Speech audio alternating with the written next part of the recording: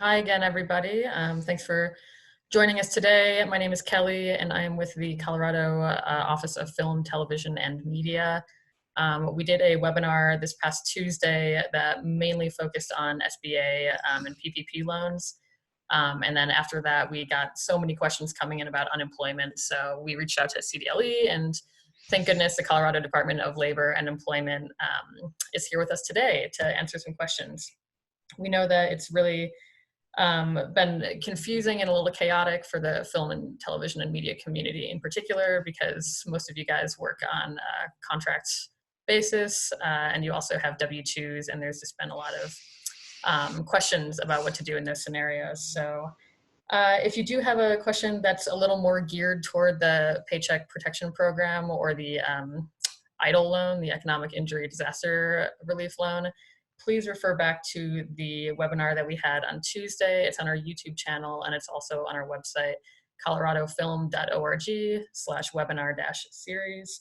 You can also call the Small Business Development Center hotline at 303-860-5881, and I can type that into the chat afterwards for all of you to see. And you can go to coloradosbdc.org/COVID. And so with that, I'm just going to introduce Jeff Fitzgerald here. He's the director of the Unemployment Insurance Division at CDLE. So thank you so much, Jeff, for being here, and I'll let you take it away from here. Yeah, thank you. Thank you, Kelly. Good morning, and good morning to everyone out there. Happy to be here. Based upon the audience today, I think I'm going to try and give an overview of the new CARES legislation and how it applies to people that might be self-employed, contract, gig workers, so forth and so on. I think that's where most of the questions might lie. If there are questions with regards to regular unemployment or anything that's going on with our system, I'm happy to answer those too. So to start, as you know, based upon the crisis,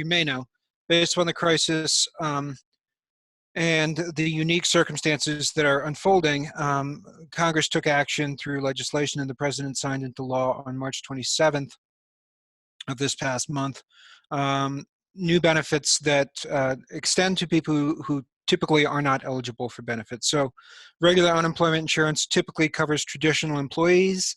It's paid for by employers, and it covers 26 weeks of unemployment insurance benefits for the most part, traditional quote-unquote employees.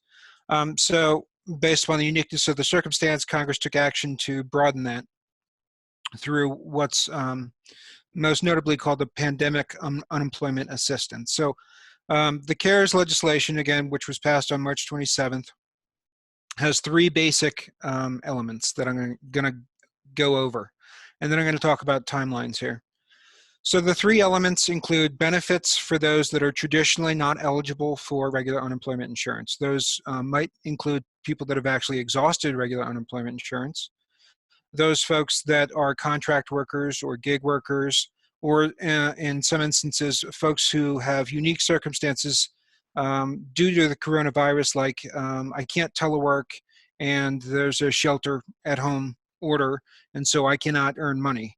Or my child is no longer in school, I can't both telework and take care for my child, and therefore I cannot work. So those are some of the various scenarios that the additional legislation is intending to cover. So that broadly is called Pandemic Unemployment Assistance, okay? That will be available for up to 39 weeks. Up to 39 weeks of that benefit is available. And this benefit is actually retroactive to the first week of February, assuming that you can demonstrate, as you apply for this benefit, that your inability to work started as early February. You would be eligible for benefits dating back to early February. Another component of this that you may have heard about is this additional $600. So this applies to every single benefit claim coming out of unemployment insurance right now, not just pandemic unemployment assistance, but also regular unemployment if you're on the listening in, and that might apply to you. The $600 is on top of anybody's regular benefit, and that is a flat amount. It does not matter if you are working part-time and getting benefits, or completely not working at all and getting zero income, that is a flat fee regardless of your circumstance. That is retroactive to the week of March 29th. So that is not retroactive to the same period of time as pandemic unemployment assistance. It's retroactive to the week of March 29th. So I recognize it's already it's already April 10th. So I'm going to speak to the timing on all this, but suffice it to say, once we start dispersing these benefits, everything will be retroactive. You will not lose out on any ability to get these funds simply because it is already April 10th. Let's see. Oh, so I talked about the additional 13 weeks. It's traditionally 26, and so now it's 39 total weeks. So those are the three basic parameters of the CARES Act as it relates to the audience that's primarily probably listening in today. Here's where we stand in terms of getting these funds available to Coloradans. As I said, the legislation was passed and signed by the president on March 27th. This is a federal program, meaning all of this is paid through the federal government. The state is merely a pass-through. So it's financed by the federal government and orchestrated by the states. So the feds get to make the decisions on how this program runs. So between the 27th and this past Sunday, what was happening is the federal government was putting together the requirements, or the guidance, if you will, on how the states were to administer this program. So we got that guidance on Sunday of this past week, the 5th of April. There have been additional discussions to clarify that guidance throughout this week, dating back to just yesterday. So that guidance wasn't in our hands fully until as of yesterday. So I fully understand that there is frustration that these benefits are not available yet. We very much want to get these benefits out and available to the community and start paying these benefits. And so we're working as swiftly as we can to orchestrate our systems. It's a benefit that didn't exist prior to March of this year, prior to March 27th of this year. So the systems aren't designed as of yet to pay these benefits. So right now, that's what we're focused on doing. We are determined and focused on getting these the ability to apply for these benefits in mid-April. So more to come on that. The best source for your information on yes, you can now apply will be our website. And by the way, I just sent out, I believe 2 websites are going to be shared. One is a overview of who is eligible for regular unemployment insurance and who is eligible for these COVID-19, if you will, unemployment insurance benefits. The other one is a benefits calculator, which I think would be of use if you're trying to figure out, is it better for me to go the route of benefits through unemployment insurance, or is it better for me to go through PPP or something along those lines? So I'd encourage you to go through the benefits calculator. Don't forget to add $600 to that benefit amount, because that's not factored into that benefits calculator. Okay, so it's whatever you put in your information with regards to income, and then it's going to put out what you might be eligible for broadly. And then you should add $600 to that to get what your weekly benefit would be. And again, I want to emphasize this, that even if you qualify for the lowest level of benefits, meaning $25 a week, you would also get the additional $600. So benefits run from the minimum right now is $25, the maximum is about $680, the average is about $450 in terms of benefits. So you're going to be in that scale somewhere. The other thing I'd like to mention is once we have the system up and running, there will be one location to file for benefits. So if you're confused about, I might be eligible for regular employment or I might be eligible for pandemic unemployment assistance, the good news is there's one front door, if you will. And you're going to answer some screening questions, and it's going to triage you to the right place. Okay, so there's no separate places you need to go to file these benefits. There's nothing additional you need to do to get the $600. There's nothing additional you need to do to get the 13 extra weeks. All of that will happen automatically, assuming, of course, that that you file it every week for your payment and that you continue to be unemployed. There's also been a number of questions. I'm just trying to hit the broad topics before we get into Q&A, because I anticipate it might get to some of the questions. What do I need to be doing in terms of looking for work? So Two basic provisions with an unemployment insurance is that you're able and available to work, meaning you haven't exited the labor force. You are physically able to work, you're available to work. You're not on vacation, you're not incapacitated, you can physically work. That takes on a different meaning during COVID-19. During a shelter order, you may not be able to physically travel because you may not be working in an essential industry. You may not be able to physically travel to your work, so therefore you might not be able to work. So we've relaxed the constraints with regards to quote unquote able and available. So it's basically assumed that people are able and available under the context of the situation we're in with regards to COVID-19. The same principle applies to another fundamental element of unemployment insurance broadly, is that you need to be actively seeking work. And that takes on a different meaning as well too, because the reality is that there are people that are hired. There are firms that are still hiring. I think we know that generally what industries are still moving along. But certainly the demand for labor is not quite equal to the supply of labor right now. So generally speaking, in terms of actively seeking work or work search, it is understood that we're in a unique time, so we've relaxed those constraints. And what you will need to simply do, regardless of what category you fall into, be it independent contractor, self-employed, you will need to register for our job bank, our state job bank, which is called Connecting Colorado. You can find that at connectingcolorado.com. That's the elements that you need to do. And then if you fall into the category of self-employed or a gig worker, and then you're going to have to attest every week when you go in to file, yes, I was unable to earn any wages or generate any income, perhaps is the more appropriate statement. And I registered for Connecting Colorado. I am otherwise available and able to work, but there's still a shelter order. There's still so forth and so on. So I've said a lot. I've tried to cover a lot of information. Hopefully that's been helpful. Perhaps now we can move to Q&A. Yeah, absolutely. For everybody who is watching, you can look in your, the chat panel to the right hand of your screen. And I did just link out the websites that Jeff just mentioned, the benefits calculator, the COVID-19 workers page, and connectingcolorado.com. So take a look at those links right now or after the webinar to explore those a little bit more. And I also wanted to mention that I think we have a hard out at 11. I'm going to start with a bunch of the questions that I received in advance. We got dozens of questions in advance. And then I'm going to move on to the Q&A that I am seeing at the bottom of the screen. So thanks again, Jeff, for doing this and for doing that brief overview. Okay, for some of these, I'm going to try not to be too redundant, but I'll ask a couple questions from each of these categories. I know you went over the timeline and you guys are working round the clock to get this new system up and running.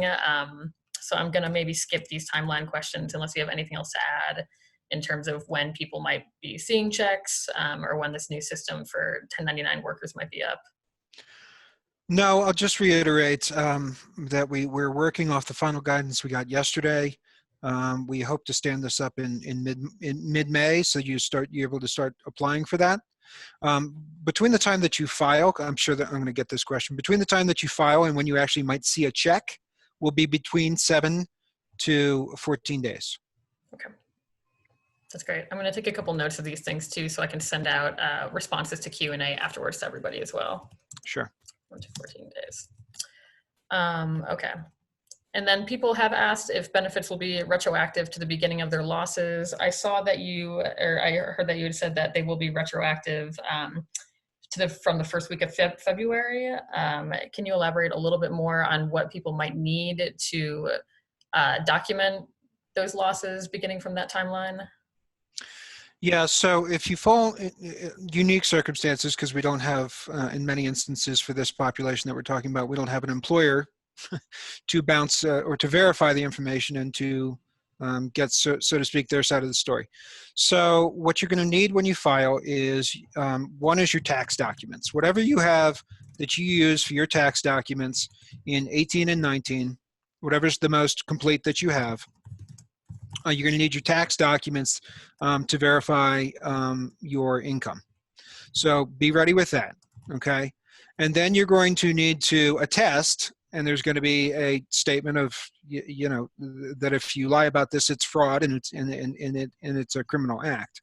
But you're going to attest to when your losses started and document that, and that's essentially how the process works. The 2 dates to remember are, yes, early February, first full week of February. If it applies to you, it can go back that far. I'll reiterate, the extra $600 goes back to March 29th. Okay.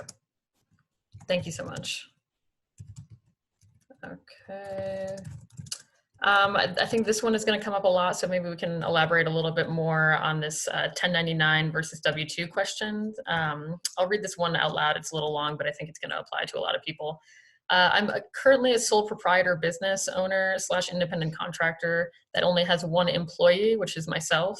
My income comes from contracting with a variety of different companies around the country in the meetings and events industries.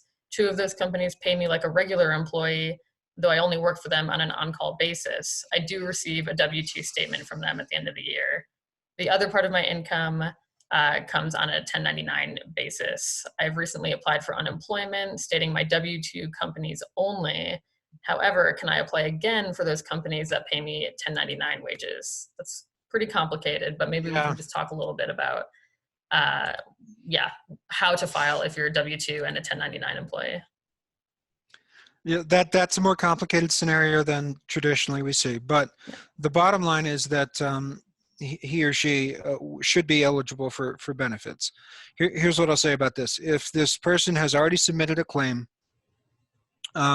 let that claim run its course.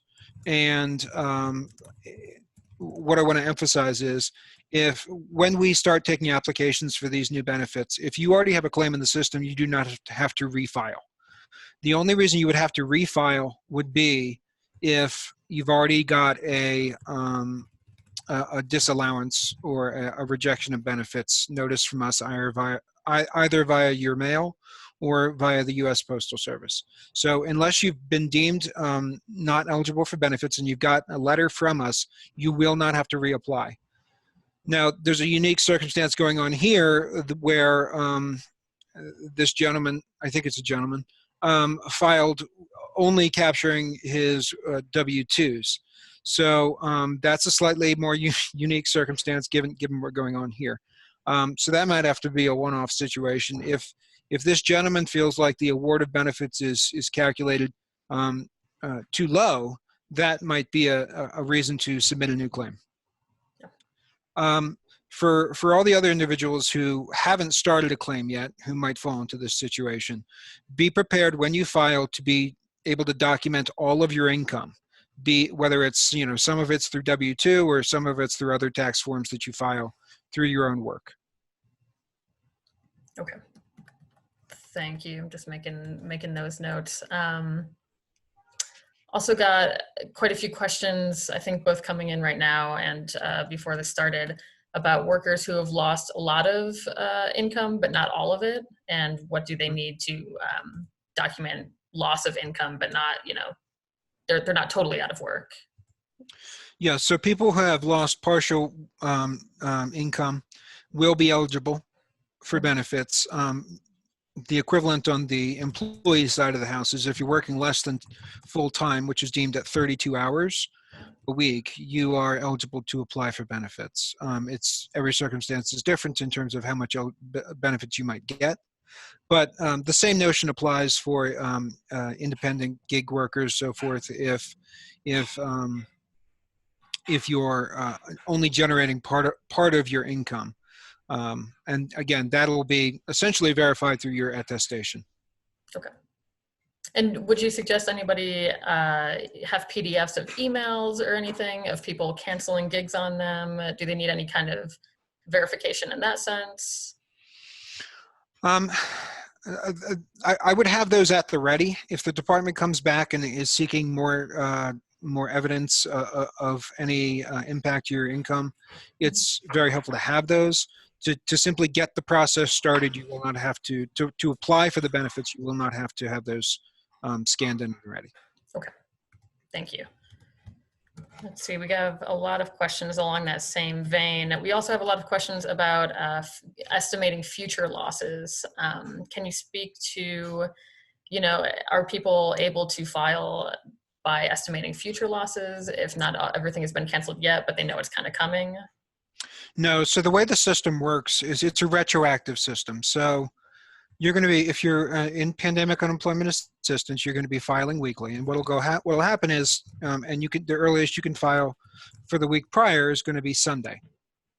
So you can go in on Sunday at the earliest, and you're going to be requesting a payment for the previous week. So there's nothing forward-looking about the system. It's all based upon what happened to you last week. Did you make any money last week? If not, file for your payment, and you will get it. Most people will have direct deposit. You will get it direct deposit in your system a couple of business days later. Okay. Thank you for that.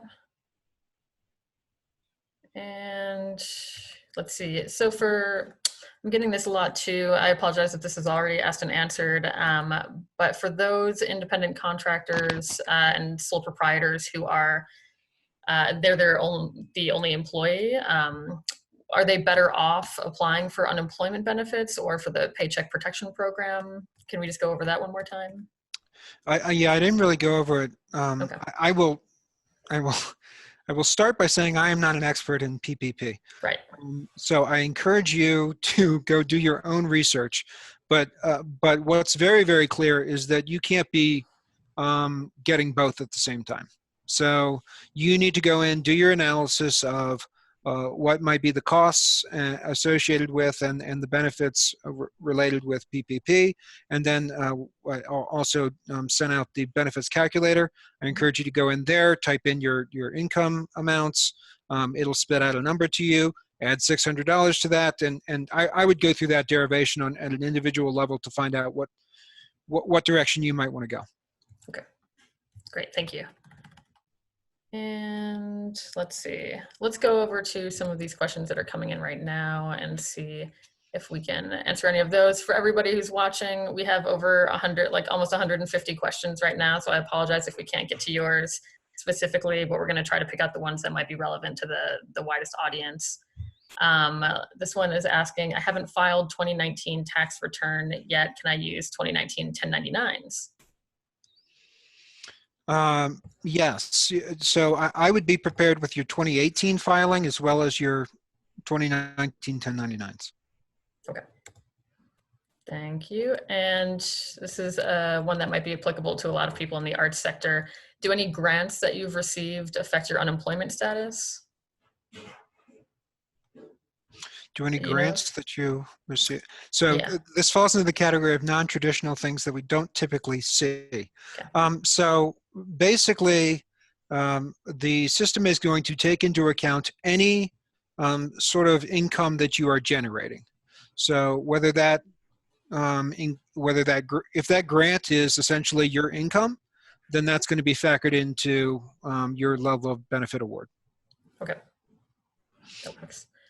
This one asks, I resigned from my full-time job and moved to an independent contractor position in March. Will my benefits be based on my income while employed full-time, or am I simply not eligible since I don't have proof of income as an independent contractor prior to March? No, you're probably eligible for regular unemployment based. Oh. So what we look at is, it's called the base period, and it's going to be for the last 5 completed quarters of your income. So it's backward looking. So I would encourage you to apply. Okay, excellent. I have relied on income from Airbnb rentals of my property or my primary residence. Would this be considered lost income since nobody's renting Airbnbs right now? That would be, as long as you can document it and document that you've got the tax claims on that income, I think you would be covered there. Okay. Thank you. Thank you. And this is for W-2 employees. What if you are a W-2 employee who is still working full-time but got a reduction in salary due to COVID? Yeah, that's a challenging one. Mm-hmm. So again, the system isn't designed to take into account a salary reduction, meaning, you know, because these happen every day in the workplace. I was making this amount of money and then I and this may not apply to this particular individual, but I get a demotion and now I'm making less. It really is about, has there been an hour shortage? Are you working less than full time, and therefore you might be eligible for benefits? So this is a challenging one. I would encourage you to actually talk with your employer, because if for example, in a course of a month, if you're working full time for a week, not working the second week, working full time for the third week, and then not working the fourth week, you are much better positioned to be getting benefits than if you simply are making less on an hourly basis, but you're working 40 hours a week. I hope that makes sense. Yeah, I think that makes sense. Looking around. Okay, we've got an interesting amount of Airbnb ones. Okay. Excuse me, guys, while I scroll through some of these. I think you already answered this just now. Can a sole individual LLC apply for PPP and unemployment benefits, or only one? I think you said that you can apply for both, but you should only pursue the one ultimately that will get you the most in benefits. Yes. Correct me? Yeah. Yes, I think that's accurate. Yeah. Okay. I see some questions here about the $600. Yeah. That is a weekly, not a monthly. That's a weekly. And it is, if you're unemployed for 39 weeks, excuse me, you'll get that for 39 consecutive weeks. Is it taxed? Yes, it will be taxed. Okay. And you said that, I think you said earlier that the proof of searching for employment has been relaxed. I've got a proof of employment searching question that's asking, can ads placed on Craigslist and other social media advertising and other social media advertising openings count? So can you, yes, answering those ads? Yes is the answer. Yes, Okay. those would qualify. We don't yet have a date to start applying. Let's see, I applied for unemployment on March 25th. I have not received a PIN or anything in the mail. Should I be concerned? I'm not able to request payment again without a PIN. Yeah, that's a great question. I'm glad somebody brought it up. So this is sort of a backward-looking question, or the root of it is backward-looking. So to be completely frank, this is a circumstance we've never ever encountered in the history of unemployment insurance, where basically we went from a 2.5% unemployment rate to suddenly the next week, hundreds of thousands of people were trying to file simultaneously for unemployment insurance. And so the system really wasn't designed to go from 0 to 10,000 like that. So admittedly, there were some enormous challenges in the online system in terms of trying to process. It's like everyone trying to go through the Eisenhower tunnel at the exact same time, right? So we had some technical challenges with our online system. Happy to say that's been resolved. We did have to implement a gating mechanism. So you file depending upon your the first letter of your last name, and it basically alternates. That is created a throughput that's been frankly miraculous. So while an inconvenience, it's getting a great deal more throughput. So we're then able to process those claims. And then the next bottleneck was with regards to the PINs. So we're well aware of the issue with the PINs. We are working through that. Traditionally, what will happen is you will get that via U.S. Postal Service for security reasons.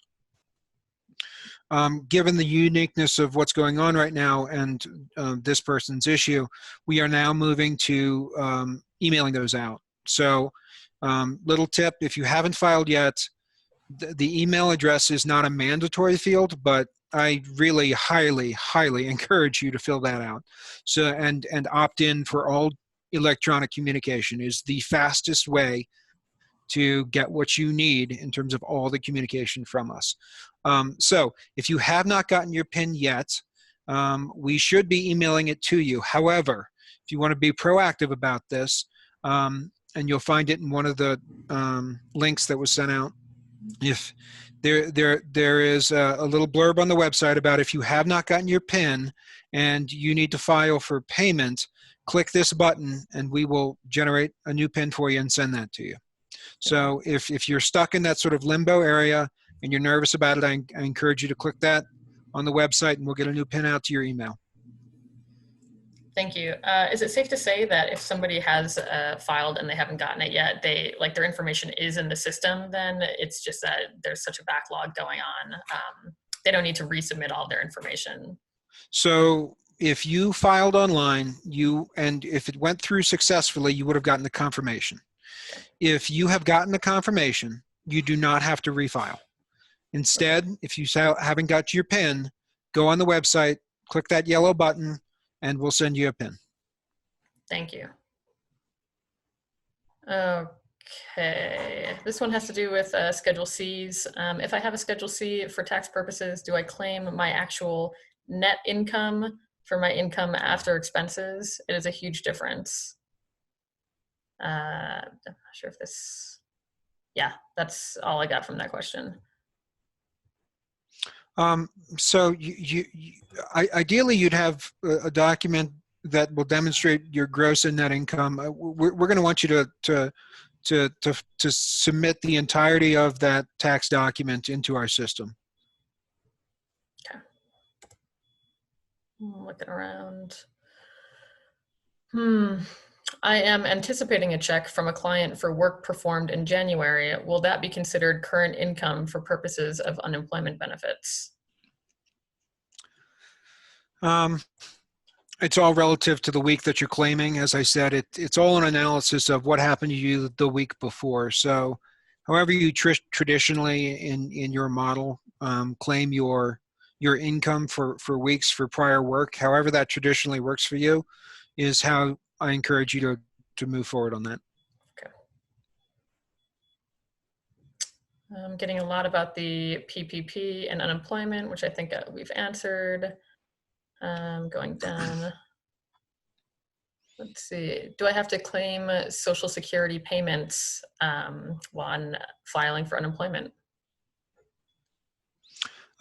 You should submit that. It should not impact your benefits, but it's helpful to have all that documentation.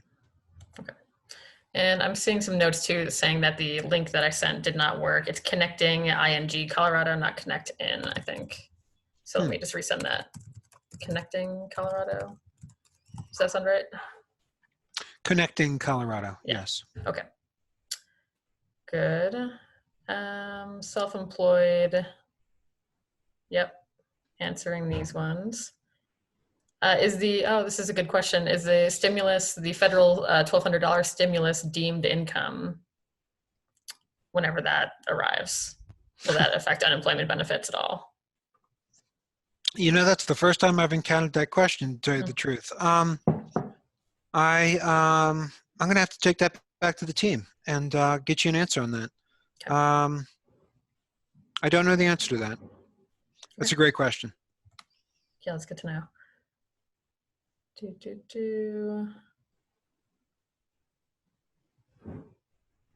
Okay, this is a question regarding double dipping, which I think we addressed a lot on Tuesday, but worth another address. I'm a full-time W-2 employee who is just furloughed, but I also have a side freelance business, 1099 clients.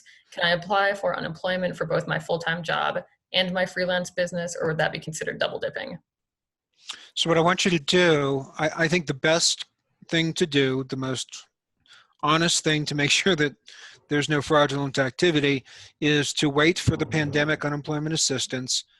When that opens, simply submit all of your income on both revenue streams, submit all of your income into that claim. As I said, there's one front door to this process, so we'll be able to look at the entirety of your income and to process your claim based upon that. Great, thank you. Let's see.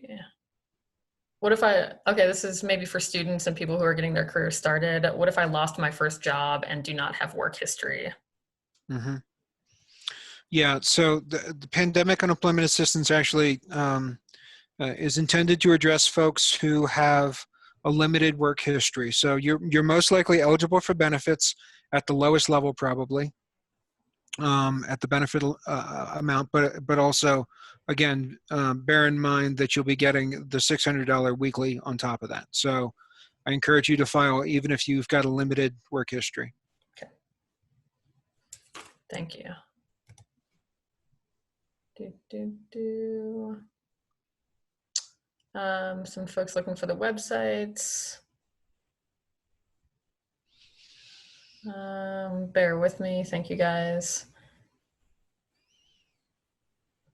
Okay.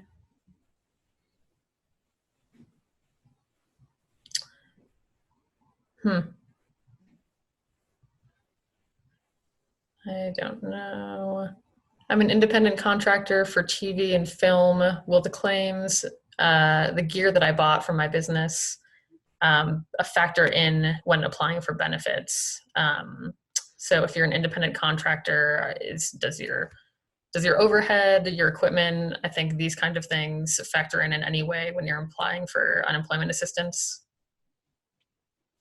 It's going to be consistent with your tax documents. Again, if those are write-offs of some sort in your tax documents, and it's clearly articulated there, it'll be taken into account. So again, it's really, this is new territory for us. So essentially what we have to lean on is what you submit and file for tax purposes. Okay.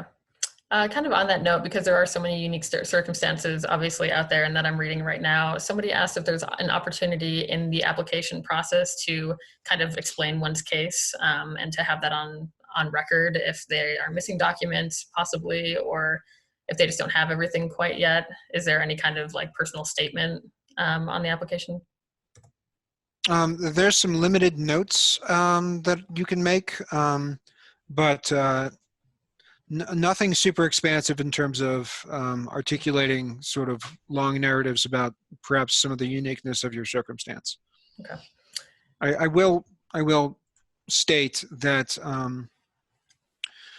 for any benefit that's awarded or denied, there's an appeals process, and so if there are additional circumstances or mitigating circumstances or something where you were denied benefits, or you don't feel your benefits amounts are correct, there is an appeals process.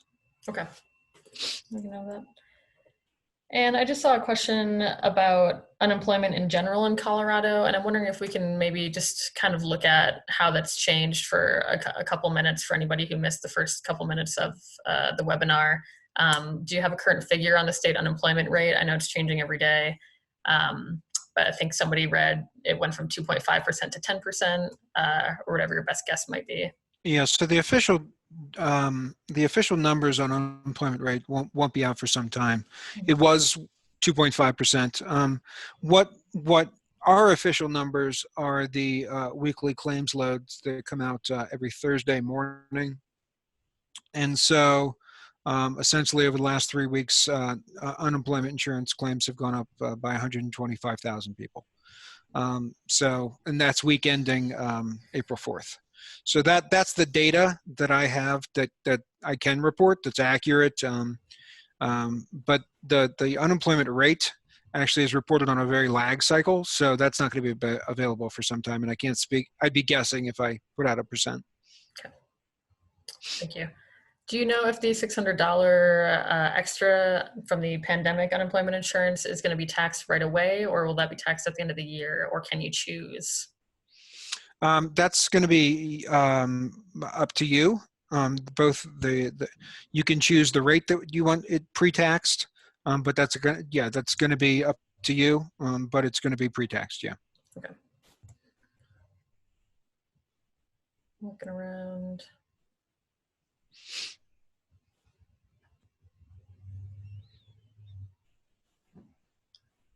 Okay. Anything specific related to furloughed workers in terms of applying through this whole unemployment process? Do they have to apply differently, or do they need different kind of documentation than anybody else? No, furloughed workers are going to be eligible for benefits, and it should be self-evident when you go in to apply what documentation you're going to be needing. Okay.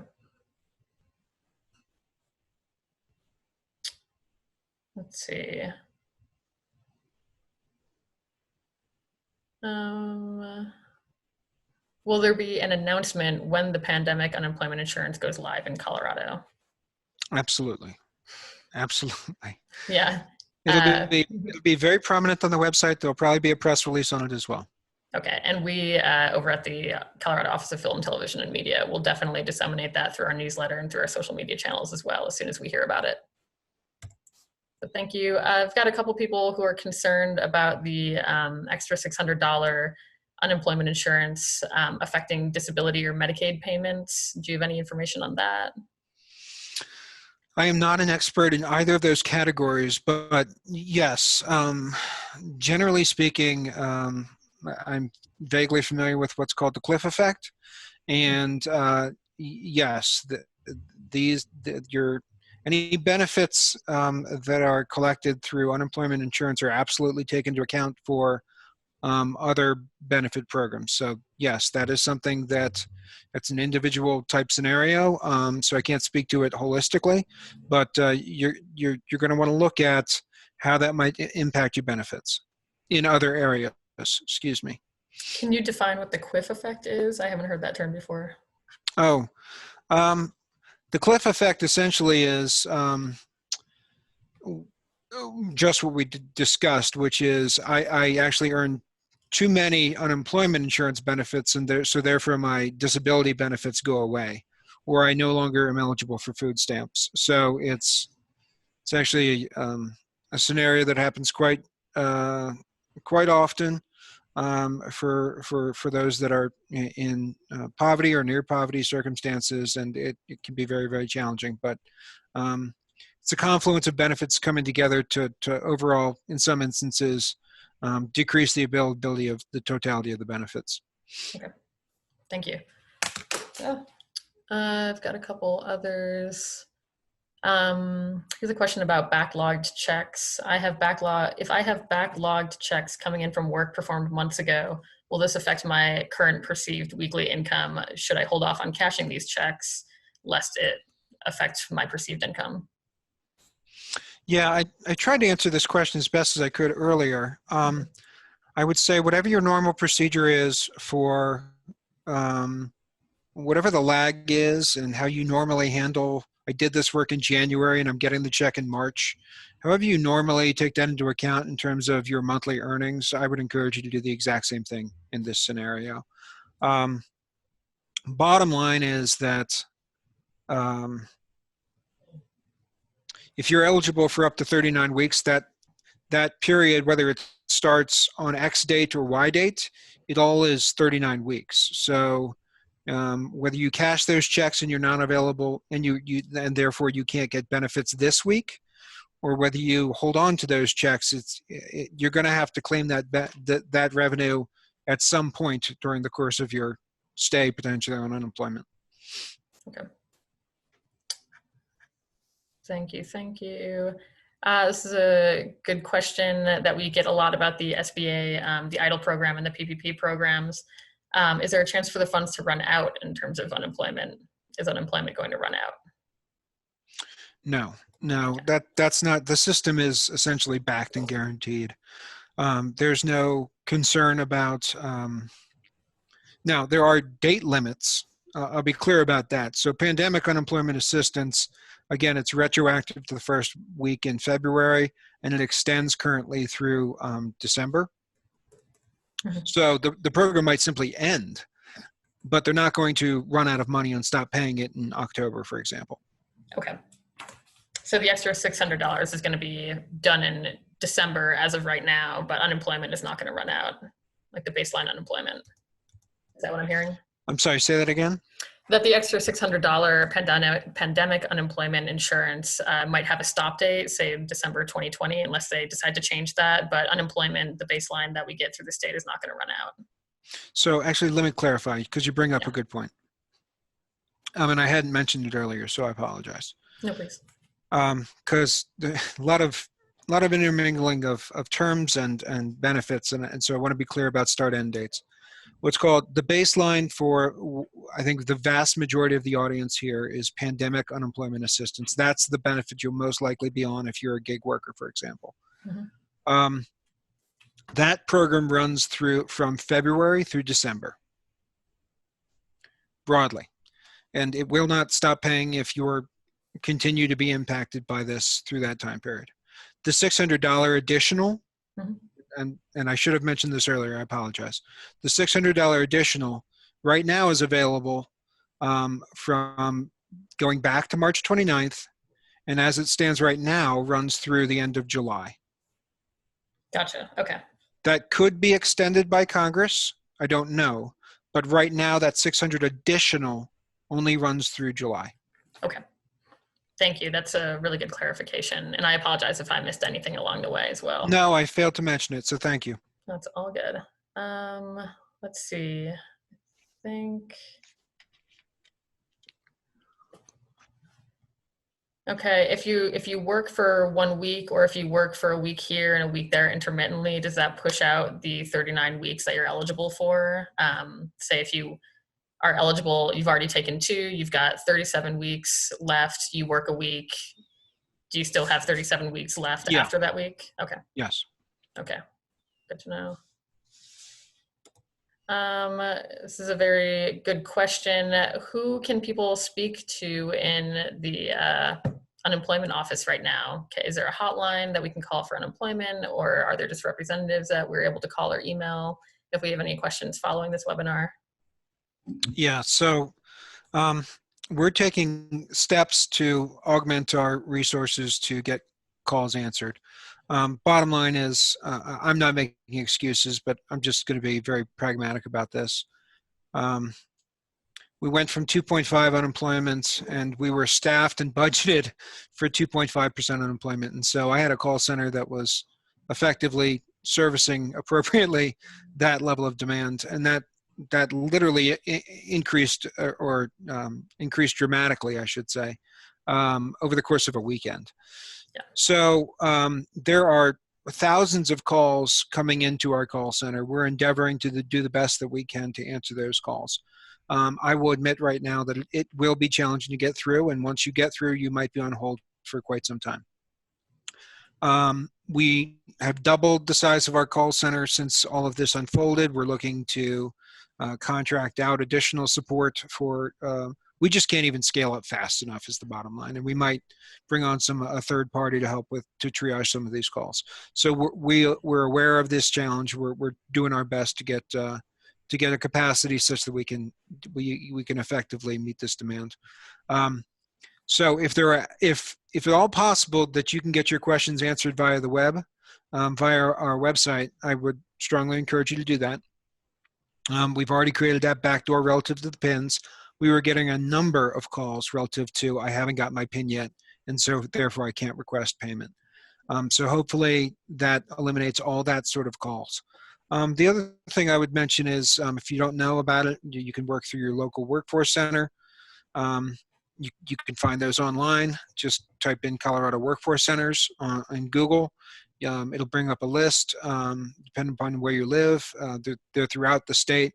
That's also a good resource. Now, a lot of them are offering services virtually as well because they've shut down for obvious reasons as well. But they are offering virtual services. So if you're having trouble getting through to us, and the Workforce Center might be a resource that you can leverage. Okay, thank you. And on Tuesday, I followed up with everybody who had registered for the SBDC webinar with a bunch of links that we had mentioned throughout that. So I'll do the same for this one as well. I'll work with Jeff right after this to just make sure I have all the relevant links, and I'll email you guys everything in case one of these didn't work on the sidebar, or if we think of anything else that could be helpful to you guys. And also, I think it is important to acknowledge that you guys are working your butts off, and we just so appreciate your time being here today. But also, you know, I think everybody understands that the system is totally overwhelmed right now, and you guys are really killing it to the best of your ability. So thank you, thank you, thank you. Can't say that enough. I appreciate you saying that. I'm very proud of my staff. They're working very hard. Yeah. You've got to be unimaginably busy right now. So we've got about 10 more minutes. I'm going to try to look for any other questions that have gone unanswered. We're getting a lot of, oh, and Jeff, just so that you know, I don't know if you're seeing this on the sidebar, but we're getting a lot of giant thank yous. So thank you. Going to pass that along as well. Okay, we're getting a couple questions about home child care. Not sure how to phrase this question, but in what sense does that qualify for unemployment? If you are a home child care provider, I think, if whoever wrote that, if you could clarify a little bit. So I'm going to take a Okay. guess that you're a home child care provider and you can't leave your house and go provide those services to others. I'm assuming that's what it is. And so, yes, the short answer would be you would be able to apply for benefits. Okay.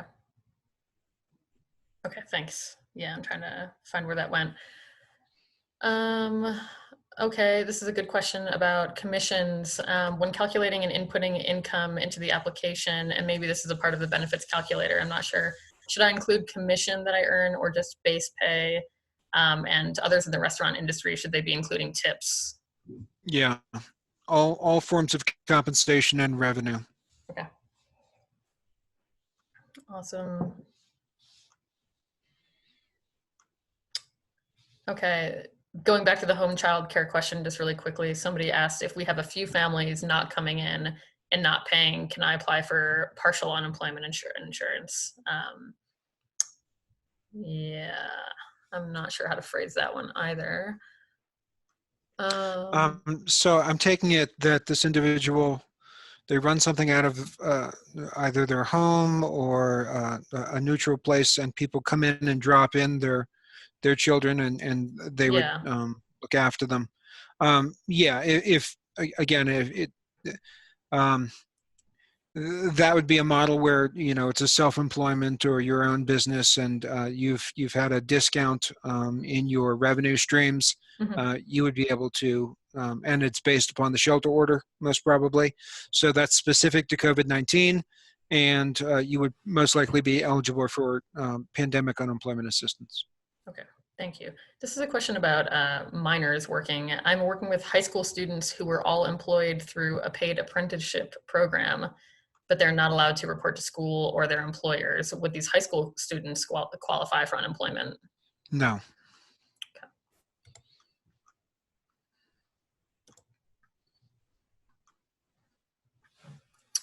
Okay, when submitting, oh, where did that go? When submitting past year's taxes, is the monthly income an average over the 12 months?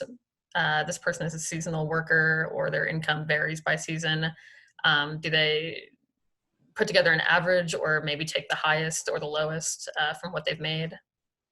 Yeah, again, they're going to look at several quarters of your wages, and so all of that will be sort of averaged out into your total benefit allowance, and then your weekly benefit amount. Okay. Thank you. I tried to file and did not complete the forms. Do I need to start over? I have 1099 and Social Security income only. Does it autosave, do you know, the application, like as you're going through? Oh, that's a great thing that I hadn't mentioned. Yes, so two things. One is I do encourage you, this was more of a problem a few weeks ago than it is today, but there is a field within the application to save, and I encourage you to save that. It by design is a long application. And so I encourage you to save your work as you're filing, so that you do not have to redo your work should there be an issue, technically speaking. What I would emphasize is if you did not get a confirmation that your application went through, then you can assume it did not go through. Okay. That's really good to know. I bet a lot of people have gone through that process. All the home child care workers do. Oh, okay. All right. I think I'm getting, some of these questions are getting redundant towards the end. Just trying to make sure we've gotten to all of the big ones. Okay, can we just mention one more time the timeline for anybody who missed it earlier in the webinar? Somebody is still a little confused about when applications might be open. So we mentioned this earlier on, but maybe Jeff, you could just Yeah, wrap up with that kind of yeah. I think that's a good sort of conclusion point. Cool. Yes, so what's called, under the CARES Act, what's called pandemic unemployment assistance.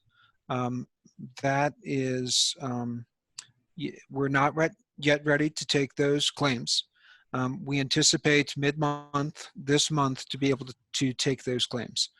Those claims, broadly speaking, there's two elements you need to think about in terms of dates.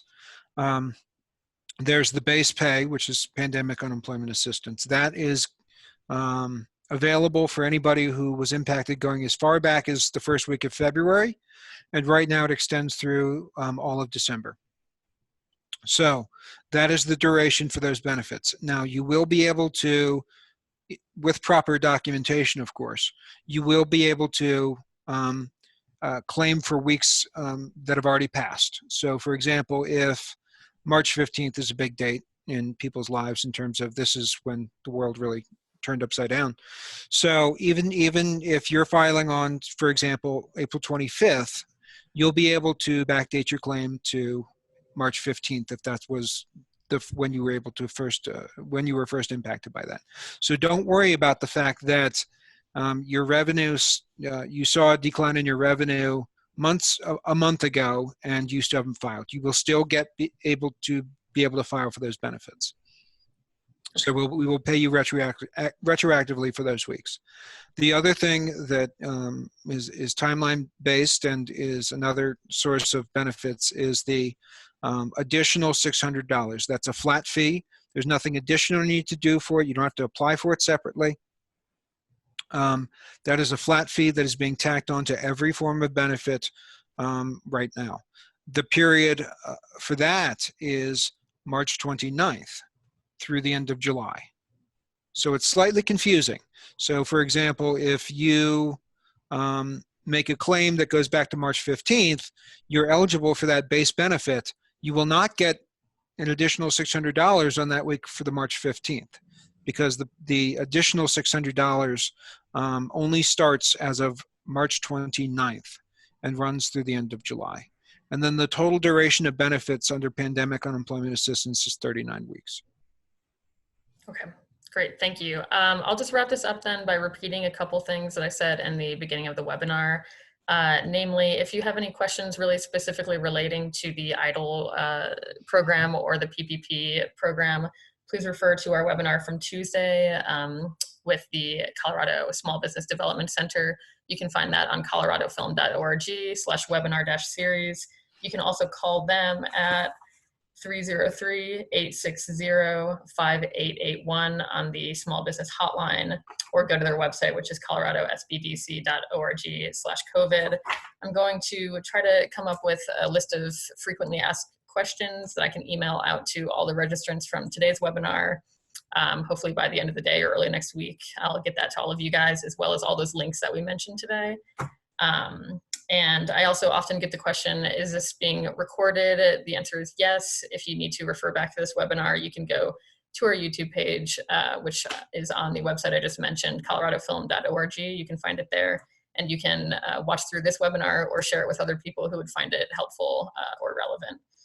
And I don't think I have anything else. I think with that, I just want to say thank you, Jeff, so much for your time. You guys are so busy, and you made an hour to make this webinar possible. And I think we've got a lot of good answers and a lot of thank yous coming in. So we just really, really appreciate your time and your department and your whole staff. Yeah, happy to do it. Thank you, Kelly. Cool. Yeah, thank you. All right, thank you, everybody. And I will be in touch via email very soon. Have a good one.